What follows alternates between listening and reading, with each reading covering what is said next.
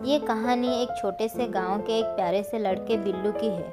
बिल्लू का नाम सुनते ही मन में एक प्यारी सी मुस्कान आ जाती थी। वो ना केवल होशियार था बल्कि दिल से बहुत अच्छा भी था।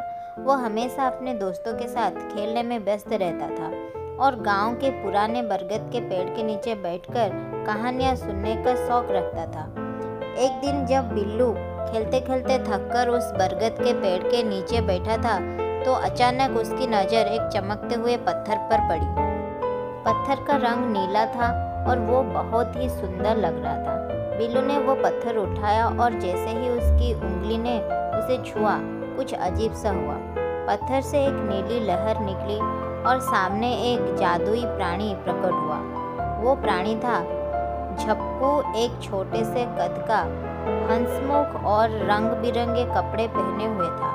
उसका चेहरा बहुत प्यारा था, जैसे कोई चश्मा पहना हुआ बच्चा हो।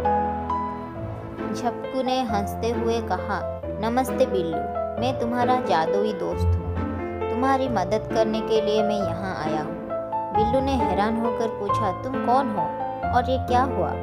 झप्पू मुस्कुराया और बोला, मैं एक जादुई प्राणी हूँ। मैंने तुम्हें इसलिए चुना है क्योंकि तुम दिल से बहुत अच्छे हो। अब से मैं तुम्हारा दोस्त बनूंगा और तुम्हारी मदद करूंगा। बिल्लू की यकीन नहीं हो रहा था कि उसकी आंखों के सामने एक जादुई प्राणी खड़ा है, लेकिन उसने झप्पू पर विश्वास करना शुरू किया। वो बहुत खुश हुआ और उसने झप्पू से पूछा, तुम मेरे लिए क्या कर सकते हो?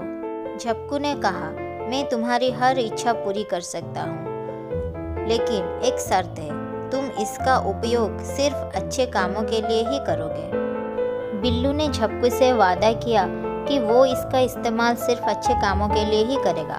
फिर वो दोनों जंगल में खेलने और खोजबीन करने के लिए निकल पड़े। जब वे जंगल में पहुंचे तो उन्होंने देखा कि गांव के पास के खेतों में बहुत से पेड़ काटे जा रहे थे। बिल्लू और झप्पू दोनों चिंतित हो गए। बिल्लू ने कहा, ये क्या हो रहा है? इन पेड़ों को क्यों काटा जा रहा है? झप्पू ने बताया, ये लोग जंगल को नष्ट कर रहे हैं ताकि वहाँ से लकड़ी बेच सके। हमें इनकी मदद करनी चाहिए। बिल्लू और झप्पू ने मिलकर एक योजना बनाई। झप्पू ने अपनी जादुई शक्ति से जंगल में एक बड़ा सा बादल बना दिया। बादल से हल्की बारिश होने लगी और जंगल के पेड़ फिर से हरे भरे हो गए। गांव वाले हैरान थे कि ये बारिश अचानक कैसे हो गई। उन्होंने सोचा कि ये कोई चमत्कारी घटना है और वे पेड़ काटने से रुक गए। अब जंगल सुरक्षित था। बिल्लू और झप्पू ने खुशी खुशी गांव लौटने का निर्णय लिया। रास्ते में बिल्लू ने कहा, झप्पू, तुम सच में बहुत जादुई हो। झप्पू ने हंसते हुए कहा, मैं जादू से ज़्यादा तुम्हारे अच्छे दिल की मदद कर रहा हूँ बिल्लू। तुम्हारी नीयत और मदद की भावना ही सबसे महत्वपूर्ण है। गांव लौटते समय बिल्लू ने देखा कि गांव में कुछ बच्चे परेशान थे। एक बच्चा रोते हुए पास आकर बोला, भैया, हमारी गेंद पेड़ के ऊपरी शाखा में फंस गई है, अब हम कैसे खेलेंगे? बिल्लू ने झप्पू के ओर देखा और झप्पू ने कहा, कोई चिंता नहीं, मैं तुम्हारी मदद करता हूँ। ये कहकर झप्पू ने अपनी जादुई शक्ति से एक छोटी सी हवा बनाई और वो गेंद पेड़ से नीचे लाकर बच्चों के पास छोड़ दी। बच्चों के चेहरे खिल उठे और उन्होंने बिल्लू और झप्पू का धन्यवाद किया। जब बिल्लू और झप्पू का नाम गांव में प्रसिद्ध हो गया, लोग उन्हें देखकर खुश होते थे और कहते थे, बिल्लू और उसका जादुई दोस्त झप्पू हर जगह मदद करने के लिए तैयार रहते हैं। एक दिन गांव के बाहर एक बड़ा संकट आया। गांव में अकाल पड़ा था और पानी की कमी हो गई थी। गांव के लोग बहुत परेशान थे क्योंकि उनके पास पीने के लिए पानी नहीं था। बिल्लू को यह देखकर बहुत दुख हुआ। उसने झप्पू से कहा, झप्पू, अब हमें क्या करना चाहिए? गांव वालों को पानी चाहिए लेकिन बारिश हो नहीं रहा। झप्पू ने कहा, चिंता मत करो बिल्लू, हम एक जादुई कुआं बना सकते हैं जिससे हर किसी को पानी मिल सके।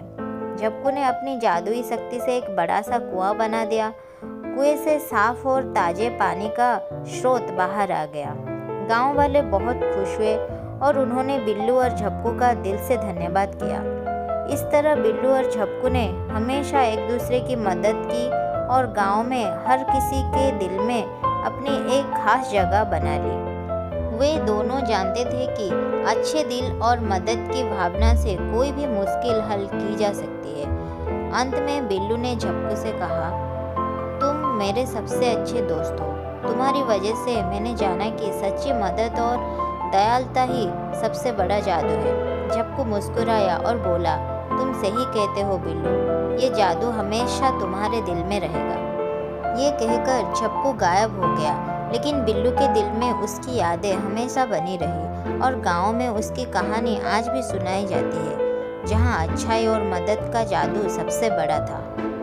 ये कहानी से हमें ये शिक्षा मिलता है कि अगर आपके पास कोई पावर है तो उसे हमेशा अच्छे कामों के लिए इस्तेमाल करना चाहिए और ज़रूरतमंद लोगों की मदद करनी चाहिए।